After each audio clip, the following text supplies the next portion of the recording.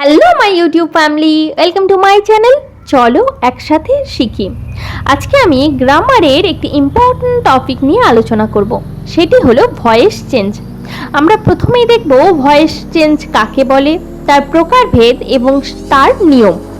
প্রথমে আমরা দেখব ভয়েস চেঞ্জ কাকে বলে। ভয়েস হচ্ছে ক্রিয়ার প্রকাশভঙ্গি, যার মাধ্যমে বোঝা যায় যে কোনো বাক্যের সাবজেক্ট কাজটি করেছে বা করবে, নাকি কাজটি সাবজেক্ট দ্বারা করা হয়েছে বা হবে। এবার আমরা দেখব ভয়েস চেঞ্জ কয় প্রকার। ভয়েস চেঞ্জ হলো দুই প্রকার, একটি হলো অ্যাক্টিভ ভয়েস, একটি হলো প্যাসিভ ভয়েস। প্রথমে আমরা দেখব অ্যাক্টিভ ভয়েস কাকে বলে। যে সেন্টেন্সে সাবজেক্ট নিজে সক্রিয়ভাবে কাজটি করে সেই সেন্টেন্সে ভার্বে অ্যাক্টিভ ভয়েস হয়। এবার আমরা দেখব sentence structure. Subject plus verb plus object, এটি হলো অ্যাক্টিভ ভয়েসের সেন্টেন্স স্ট্রাকচার। চলো একটা এক্সাম্পলস দেখি। আই রাইট আর্টিকেল, এটি হলো অ্যাক্টিভ ভয়েসের উদাহরণ। এবার আমরা দেখব প্যাসিভ ভয়েস। প্যাসিভ ভয়েস কাকে বলে। যে সেন্টেন্সে সাবজেক্ট নিজে সক্রিয়ভাবে কাজটি করে না, বরং অবজেক্টের কাজটি তার দ্বারা করা হয়, সেই সেন্টেন্সের ভার্বের প্যাসিভ ভয়েস হয়। এবার আমরা দেখব সেন্টেন্স স্ট্রাকচার।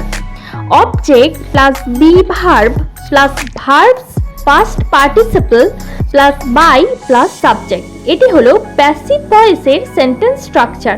চলো একটা এক্সাম্পলস দেখি। Articles are written by me, এটি হলো প্যাসিভ ভয়েসের এক্সাম্পল।